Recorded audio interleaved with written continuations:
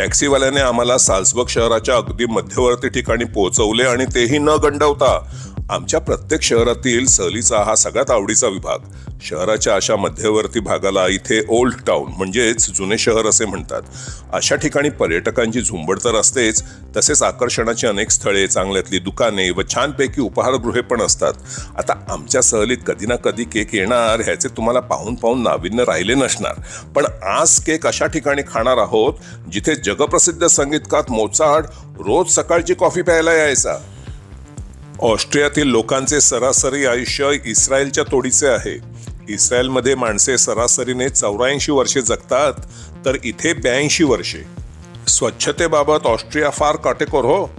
अशा वर्दळीच्या ठिकाणी पण रस्त्यावर कुठे सिगारेटचे थोटूक दिसणे पण कठीण. तसेच देशाचा 65% कचरा पुन्हा कोणत्या तरी उपयोगाच्या कामासाठी वापरतात. रिसायकल म्हणतात ना त्याला, मराठीत शब्द नाही त्याला. आपल्याला काय करायचंय रिसायकल बिसायकल. बघा बघा पाहू. कुलकर्णी, अहो काय बघताय? मी रस्त्यावर कुठे कचरा दिसतोय का बघा म्हणतोय आणि तुम्ही भांडी बघताय. इथे 23 कॅरेट सोन्याचे पापुद्रे घातलेली दारू विकायला आहे. हे काय मुंबईला मिठाईत आणि पानात पण खायला मिळतात. दोन्ही ठिकाणी ग्राहकाचे पैसे फुकट, कारण सोने मनुष्याच्या पचन संस्थेत जसे शिरते तसेच त्यातील कोणताही घटक न घेता सकाळच्या मेव्याबरोबर बाहेर येते. काही जणांकडे रबडी असेल. मेव्या रबडीवरून काही खाण्याची आठवण झाली. शाकाहाऱ्यांचे या देशात फार वांदे हो. येथील 90% लोक मांसाहारी आहेत, 5% शाकाहारी आणि उरलेले 5% अतिशाकाहारी, ज्याला विगन म्हणतात इंग्रजीत. जे लोक गाईचे किंवा इतर कोणत्याही प्राण्याचे दूध सुद्धा पित नाहीत किंवा दही, लोणी, मस्का, ज्यात जराही कोणी प्राण्याचा अंश असेल तर त्यांना तो वर्ज्य. आजकालच्या तरुण पिढीत या अतिशाकाहाराचे खास करून वेड आहे. समुद्रातील मासे इथे सहज मिळतात, मात्र ऑस्ट्रिया 8 देशांनी वेढला आहे आणि या देशाला समुद्रकिनारा नाही. मात्र येथील काही सरोवरे एवढी सुंदर आहेत जी तुम्हाला जुन्या काळातील काश्मीरची आठवण करून देतील. उद्या आम्ही अशाच एका सरोवरात बोटीने फिरणार आहोत.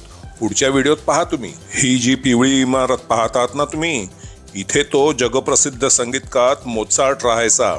आता काही जणांना प्रश्न पडला असेल की कोण बरं हा मोचार्ट? मला पण माहित नव्हतं. मग एकाने त्याचा फोटो दाखवला. म्हटलं हा चॉकलेटवाला काय? कारण कितीतरी चॉकलेटांवर त्याचं चित्र. म्हणजे अमिताभ बच्चन टिल्डा बासमती तांदूळ उगवतो तसं होय. चॉकलेट म्हटल्याबरोबर आई चॉकलेट दिल्याशिवाय उठायलाच तयार नाही. म्हटलं चल, समोरच चॉकलेटचं दुकान आहे ते बघ. ओ कुलकर्णी, त्या चॉकलेट बद्दल नाही म्हटलं मी. कॅमेरा उजवीकडे करा जरा. चॉकलेट म्हटलं की गळाली तुमची लाळ. हे बघा, हे लादेराग स्वित्झर्लंडचे प्रसिद्ध चॉकलेटचे दुकान. अरे आई आत गेली, पण इथे बाहेरूनच चॉकलेटच्या किमती पाहून माझी हवा टाईट. मला मागे असंच कोणी एक अत्यंत महाग असे चॉकलेट बेल्जियम वरून आणले होते. त्याची किंमत पाहूनच मी गार झालो होतो. पण खरं सांगतो, असं काही कडू आणि बेचव लागलं की झटकन थुकून दिलं. आपण सहसा बाहेर दुकानात घेतो ना चॉकलेट लहान मुलांना देण्यासाठी वगैरे, ती मला जास्त आवडतात. जरी त्यात चॉकलेटचा प्रमुख घटक ककाव नसला तरी त्याला तुम्ही नकली चॉकलेट म्हणू शकता पाहिजे तर, कारण त्यात असते भरपूर साखर, कोको पावडर आणि वनस्पती तेल. मात्र मला लागतात छान साखरेमुळे. हा लहान खोका बघा, 10,000 रुपये किंमत आहे याची. तुला घे, कोणता पाहिजे ते. खरी चॉकलेटे अशा दुकानात मिळतात. मात्र ही जगातील प्रसिद्ध चॉकलेटांपैकी म्हणजे अगदी उच्च श्रेणीचा माल वापरून बनवली म्हणून महाग.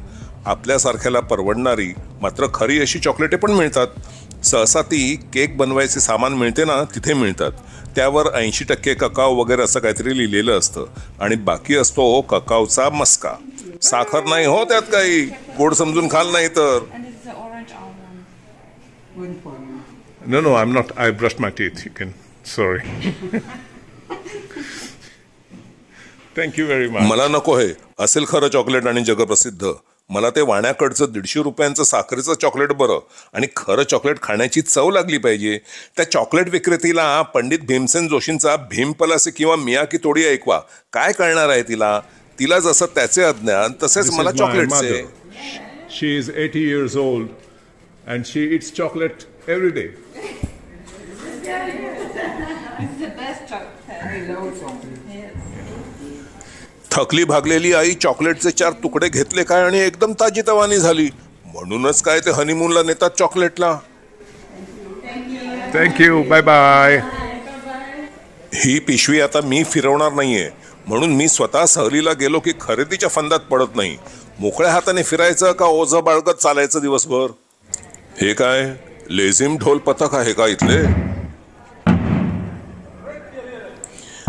आसपासच्या 4 चौघांना मी विचारले की कशाबाबत आहे ही मिरवणूक, तर हातातल्या फोनने त्यांचे फोटो काढत असताना माझ्या चेहऱ्याकडे न पाहता माहीत नसल्याचे उत्तर प्रत्येकाकडून आले. पुढे इथे पटांगणात त्यांची मिरवणूक आहे, चला तिथे जाऊ म्हणजे खुल्यावर दिसेल. इथे अशा अनेक प्रदर्शनीय मिरवणुका होतात. ही काही सैनिकी मिरवणूक नसून बहुधा येथील शेतकऱ्यांची किंबहुना गवळ्यांची आणि गवळणींची मिरवणूक असावी. इथे दुधाचे पदार्थ फार छान असतात. घोड्याचे आणि त्या माणसाचे डोके अचूक हुकवून किती सराईतपणे त्याने तो दोर फिरवला. आपल्या दांडपट्ट्याची आठवण झाली. इथे अशी एक मिरवणूक होते म्हणतात की ज्यात सगळे भूताचे मुखवटे लावून भाग घेतात. आणि येथील स्वयंपाक्यांची पण मिरवणूक निघते म्हणतात, ज्यात सगळे त्या बटलरासारख्या उंच अशा पांढऱ्या टोप्या घालून चालतात. एखाद्याला आपले निवृत्तीपर आयुष्य मजेत घालवायचे असेल तर त्याने अशा ठिकाणी जागा घेऊन राहावे.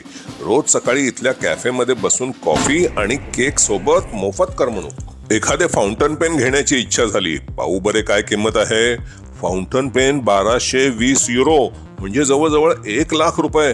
जाऊ दे रे बाबा. बघा ते 390 युरोला काय आहे बरे? शाईची बाटली वाटतं. नाही, शाईची बाटली नव्हे, फक्त शाईची बाटली ठेवण्याचा खोका 390 युरो.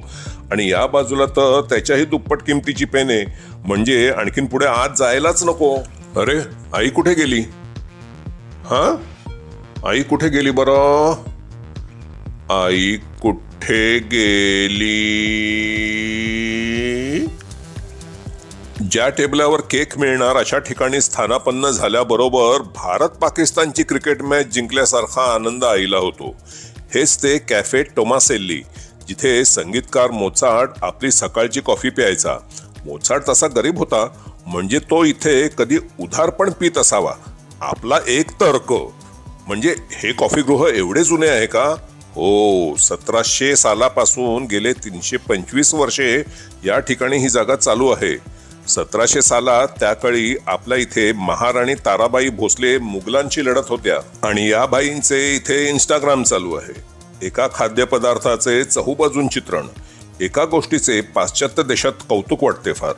इथे अनेक ठिकाणी तुम्ही पाहाल फक्त तरुणांनीच अशा गोष्टी करायच्या आणि आपले वय पाहून इतरांना काय वाटेल याचा विचार करून धूळ खात पडलेल्या जुन्या पेटीसारखे माळ्यावर पडून राहायचे असे इथे नाही. खरे म्हटले तर माणूस फक्त शरीरानेच म्हातारा होतो. प्रयत्न करून सुद्धा माणसाला भौतिकदृष्ट्या मन म्हातारे करणे शक्यच नाही. आपण मनावर म्हातारपण आल्याचा निव्वळ आव आणतो. थोडक्यात मन सुद्धा म्हातारे झाल्याचा अभिनय करतो. अनेकांना तो करावा लागतो, कारण हे कसे वागतात अशा प्रेक्षकांच्या त्यांना टाळ्या हव्या असतात. म्हातारपणात करण्यासारखे दुसरे काही नसल्यामुळे हा सोपा छंद होऊन जातो. येथील वयोवृद्धांचे आयुष्यमान जास्त आणि शरीर उतरत्या वयात सुद्धा सुदृढ असण्यामागचे कदाचित हेच कारण असावे. येथील तरुण तरुणींपेक्षा येथील म्हातारे शरीरगती सोडली तर इतर गोष्टी सारख्याच करतात. लोकांचे बोलणे, चालणे, खाणे आणि पोशाख सुद्धा जवळजवळ सारखा. म्हणतात ना, साखरेचे खाणार त्याला देव देणार. ह्या बघा, 80 ओलांडलेल्या आजीबाई कपडे मेकअप करून मैत्रिणीसोबत कॉफी पिताना तासभर गप्पा झोडणार. 90 ओलांडलेल्या पणजोबांची इथे कोणकोणते केक आहे त्याची चौकशी. अरे, केकावरून आठवण झाली, आईला इथे केक खाण्यासाठी आणले आणि मी तुम्हाला म्हातार पुराण सांगत बसलो. आज जाऊन एक मस्तपैकी दिसणारा स्ट्रॉबेरी केक आणि इथला तो मोचार्ट प्रसिद्ध म्हणून घेतला आणखीन एक 7 थरांचा मोचार्ट केक. आता तुम्हाला एक प्रश्न पडला असेल, हे मोचार्ट बुवा तर होते संगीतकार, मग त्यांचं चित्र चॉकलेटवर कशाला? आणि जाहिरात म्हणून असेल तर मग इतर गोष्टींवर का नाही?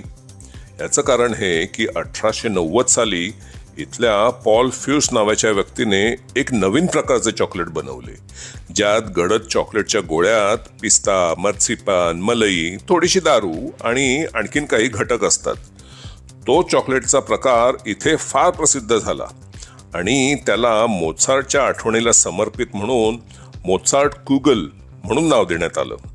तेव्हापासून बाकीचे चॉकलेटवाले सुद्धा चॉकलेट कोणतेही असे ना का त्याच्यावर मोत्सार्टचे चित्र छापून टाकतात. आता कसा होता एवढ्या प्रसिद्ध ठिकाणचा केक तुम्ही विचाराल तर कसे काय सांगू तुम्हाला, कशाला कोणाच्या धंद्यावर पाय द्यायचा. पण आता निघावे इथून म्हणतो. मोत्सार्ट जो इथे रोज सकाळी कॉफी प्यायचा, तो एवढा प्रसिद्ध संगीतकार वयाच्या केवळ 35व्या वर्षी मेला. साल्सबर्गमधील हे सर्वप्रथम कॅफे स्थापन करणारा तो ओटो टोमासेल्ली वयाच्या 45व्या वर्षी मेला. चला आता केक जिरवण्यासाठी चाल झाली पाहिजे, पण ते आईसाठी हो. मला जिरवण्यासाठी आधी काही घेतली पाहिजे.